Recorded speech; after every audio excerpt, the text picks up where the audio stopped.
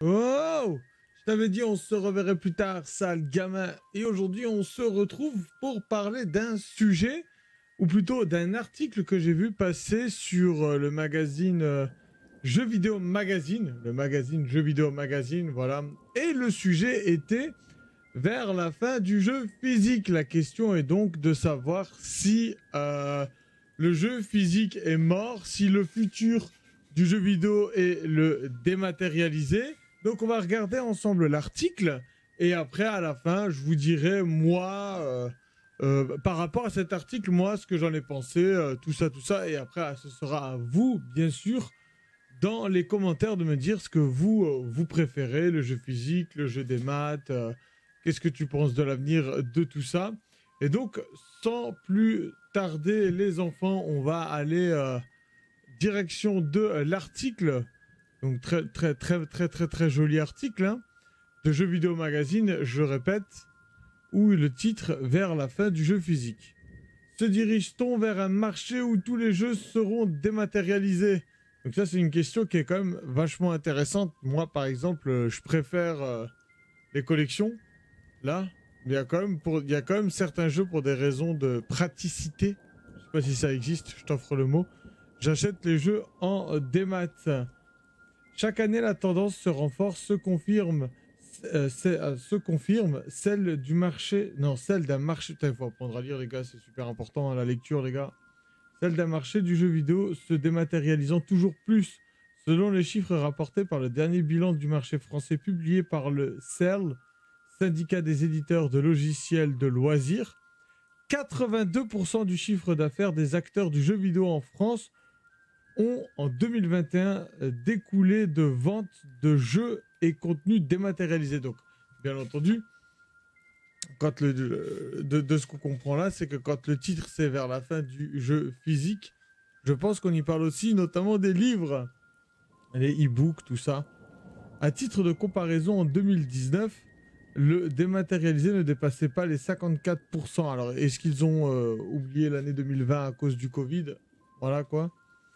Quelles sont les raisons d'une si rapide transformation des habitudes de consommation?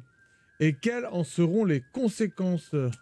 Alors, des offres numériques attractives. Pour comprendre comment en à peine 2 ans les joueurs se sont focalisés sur le dématérialisé, il faut se projeter dans le contexte, celui de la Covid-19. Des confinements associés à la fermeture de boutiques physiques, effectivement, hein, les gars, le démat, ça a sauvé la vie. Durant cette période, les consommateurs ont bien obligé pris l'habitude de commander sur Internet et de regarder des films sur Netflix, Disney+, ou Amazon Prime. Et ils ont, pour un grand nombre, découvert les boutiques de jeux en ligne où les jeux sont accessibles à tout moment sans sortir de chez soi. D'où l'explosion constatée des résultats financiers de tous les acteurs du marché en 2020 et 2021. Ce qui en a profité aux ventes de l'unité sur... Ah, de... On refait, putain. Et ce qui a profité aux ventes à l'unité sur Steam, sur le PlayStation Store ou l'eShop de Nintendo a aussi permis à des services préexistants d'attirer plus de joueurs, et notamment à Xbox Game Pass. Alors le Xbox Game Pass, je ne l'ai pas, mais j'en entends beaucoup parler de ça. Hein. Ça a l'air vraiment pas mal. Au catalogue riche sans cesse renouvelé au coût d'entrée peu onéreux à partir de 10 € par mois. Autre raison de cet attrait pour le dématérialiser, une offre numérique plus large que celle aujourd'hui proposée en boîte. En effet, de nombreux studios indépendants sans éditeur évitent ainsi le coût de production et de packaging. Mais ça c'est vrai les amis. C'est pour ça qu'on a énormément de jeux indépendants, qu'on peut autant découvrir de jeux indépendants. C'est parce qu'au final, les gars, ils ont plus les coûts de fabrication du matériel et tout. Tu vas, tu digitalises, tu crées ton jeu, hop, clé USB, ça dégage, tu vois. Enfin, il faut noter l'importance des free-to-play dans la transformation des usages. Ouais, ça c'est ouais, un free-to-play. Voilà quoi. Qu'il s'agisse de Fortnite ou de Genshin Impact, les jeunes joueurs ont pris l'habitude de jouer gratuitement. Et ça, c'est bien, les gars.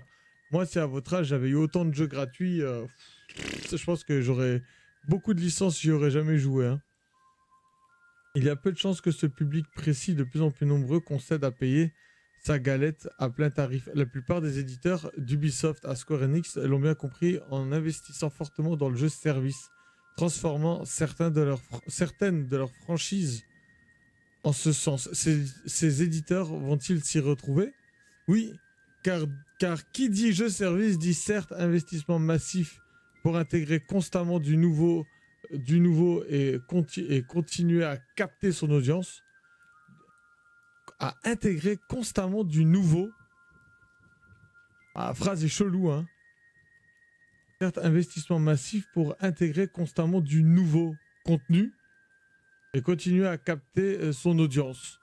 Mais aussi rentrée constante pour un peu que le jeu soit réussi. Oh, franchement, alors, je dois avoir des grosses lacunes en français, les gars, parce que cette phrase-là, c'est quelque chose. Hein. Du nouveau et continuer à capter son audience, mais aussi rentrée constante pour peu que le jeu soit réussi. Voilà. Bonne journée. Je laisse avec ça. Équilibré et que le pass saisonnier et les skins à acheter soient pertinents. Ah voilà, Pokémon hein, est en plein dedans, là. C'est moyen, c'est vraiment moyen. Epic Games l'a bien démontré avec Fortnite, exactement. Et hier, on était sur Fall Guys et les skins aussi étaient attractifs. Hein.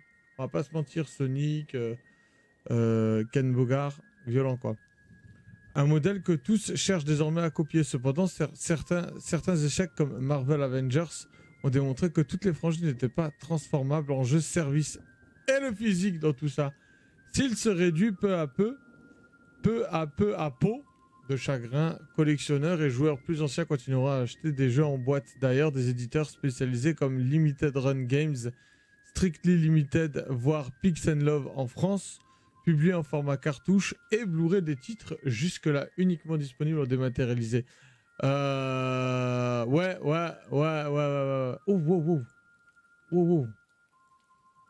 Qu'est-ce que... Eh oh. Monsieur? Bref. On s'est fait censurer. Hop, voilà. J'aimais mieux ce format-là. Continuons plus ancien. Ouais, je pensais à Street of Rage 4, par exemple. Tortue Ninja. Hein, non, c'est Street of Rage 4, je crois. Il est sorti en démat et après il y a la boîte qui est sortie, mais c'est la version physique ou juste la boîte? Non, je crois que c'est la boîte avec la version, avec le... T'as juste la boîte et le code du démat dedans. Les ventes physiques ne sont donc pas mortes, loin de là. Mais elles vont toucher un public plus restreint, avide de collectors, figurines de livres accompagnant le jeu. Donc des versions plus chères, plus rares. Et là on voit comme exemple King of Fighter 15. King of Fighter 15... Tu vois, regarde le Xbox Pass, tu vois, le Xbox Pass, on te dit qu'en 2020, il y avait tout ça gratuit pour $1. Ouais, tu vois, c'est rentable. Hein. Tous les Final Fantasy, regarde ça. Tous. Ça, les Final Fantasy, on va se les faire en let's play. Hein. Tous. Donc ça, c'est l'article qu'on a eu. Ok, donc l'article s'arrête là. Alors moi, du coup, qu'est-ce que je pense de tout ça? Moi, je pense qu'on va... indéniablement se diriger vers le démat, mais pour la simple et bonne raison, pour moi, hein, qui est la pénurie de matières premières. C'est-à-dire que là, par exemple, la PS5, ben moi j'en voudrais une, j'en ai pas, ou j'ai pas envie de mettre 1000 € pour avoir une PS5, tu vois. Et est-ce que dans le futur, on est en droit de se demander, est-ce que ça va être difficile pour tout et n'importe quoi en termes de fabrication? Ça, c'est un vrai problème. Après, c'est sûr que quand tu prends l'exemple de Nintendo, les jeux en démat sont très difficiles à trouver moins cher, mais moi, je pense qu'on va se diriger vers des Switch, tu vois, on aura tous des... Parce que là, regarde, là, c'est une Switch, tu vois, là, tu regardes et tout, ouais, c'est la Switch. Mais si t'enlèves les Joy-Con, tu vois, t'enlèves les Joy-Con, là, comme ça, voilà, ça peut être littéralement ton... Ça peut être littéralement ton futur à plus ou moins puissance. Ça, là, tu peux acheter une télé, un iPad ou quoi que ce soit et avoir des jeux dessus. Tu vois, donc moi, je pense qu'on va partir vers ça, vers des consoles qui vont accueillir des consoles, ou même pas des consoles, tu sais, des télés, des trucs que les gens vont continuer à produire et dessus y mettre des services de jeu. Parce que au final, aujourd'hui... on ne sait pas qui est le grand vainqueur dans tout ça. Est-ce que c'est Steam le grand vainqueur? Est-ce que c'est Xbox? Est-ce que c'est Netflix? Est-ce que c'est Disney? j'ai l'impression qu'aujourd'hui, on vit dans une société où tout le monde consomme tout. Alors, je me dis que dans le futur, on va peut-être retrouver sur PC tout, des genres d'émulateurs, tu vois. Est-ce que c'est pas l'émulation, le futur? Mais en tout cas, le problème, c'est que aujourd'hui, par exemple, je sais que la pièce qui fait que les PS5 sont en pénurie, elle permet de fabriquer des voitures. Donc du coup, on fait le choix de fabriquer des voitures plutôt que des consoles. Alors que si maintenant, tu avais même une console en démat, le futur, les mecs, je suis dans le futur. Imagine, on te sort des consoles en dématérialisé que tu peux mettre partout. Je pense que moi, par exemple, là, demain, tu me sors une PS5 dématérialisée que tu dois installer sur l'ordinateur. Bon, alors, en termes de coût graphique, ok, il faut suivre, ok, certes, tu vois. Mais demain, tu me sors une PS5 dématérialisée, bah, je vais l'acheter. Parce qu'il y a Street Fighter 6 qui sort, j'ai envie de le jouer sur la Play. Et alors, pourquoi il y a des jeux que j'ai envie de jouer sur Play? Parce qu'il y a... On aime l'e-sport sur cette chaîne, tu vois, on aime les coupes du monde, on aime le beau combat, et ben des fois il y a des compétitions qui se font que sur certains supports. Exemple, Fighter Z qui se fait Fighters qui se fait sur PlayStation, tu vois. Et la Coupe du Monde, je crois, de l'année dernière ou d'il y a 2 ans, c'était que sur la Play. Bon, alors tu me diras, tu peux prendre ta manette, la mettre sur l'ordinateur et jouer comme si tu étais sur une Play. Mais tu vois, c'est pas pareil, tu vois, c'est la beauté du geste. Bref, moi, je pense, un gros collectionneur, tu le vois, hein, regarde. Tu vois, on ment pas, hein, là, ils sont là mes jeux, hein, tu vois, ils sont là mes jeux, le physique, j'adore le physique. Mais moi, par exemple, ce qui fait que j'aime le démat, c'est que moi, j'aime l'idée que quand je prends ma Switch, tu vois, j'emmène pas mes cartouches, on risque pas de me les voler, quoi. J'ai juste à surveiller ma Switch parce que le vol, hein, on n'en parle pas assez, mais c'est un problème, le vol, et que dedans, ben, j'ai tous mes jeux. J'emmène juste ma console et dedans, ben, j'ai Mario Kart, tu vois, j'ai mon Smash Bros, j'ai mon Fighters, tu vois, j'ai des jeux, des gros jeux auxquels j'aime beaucoup jouer, sans compter les jeux gratuits qui sont ultra bien, genre Fortnite. Bon, moi, j'y joue pas, mais je sais que Fortnite s'appelait. T'as Fall Guys maintenant qui est gratuit, t'as Pokémon Unite, t'as Pokémon Quest, t'as des milliards de jeux. Ça te permet juste de prendre un support, de surveiller.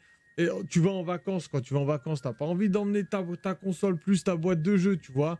Donc ça, c'est des choses qui font que moi, j'aime beaucoup le numérique. Alors, il est vrai qu'il y a certains jeux comme Pokémon, j'arrête de les prendre en physique parce que t'as besoin de...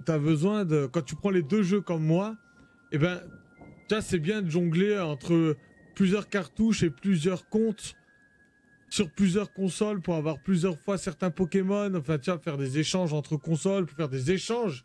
Rien que des échanges, du coup, si t'as 2 fois le jeu avec 2 Switch, tu peux le faire, quoi, parce que là, tu le vois, hein, j'ai la Lite qui est là, plus ma Switch. Alors, il est vrai que là, je te parle beaucoup de la Switch parce que j'ai la PS4 qui dort, j'ai pas le Xbox Game Pass et j'ai pas la PS5.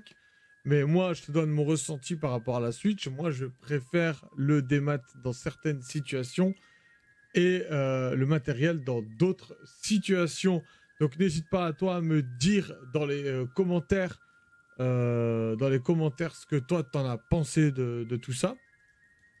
Et n'hésitez pas à en débattre dans la joie et dans la bonne humeur dans les commentaires. Rejoignez-moi sur tous les réseaux sociaux pour qu'on puisse en discuter en live tous les soirs à 21h sur Twitch et sur Discord tous les jours. Tous les liens sont dans la description.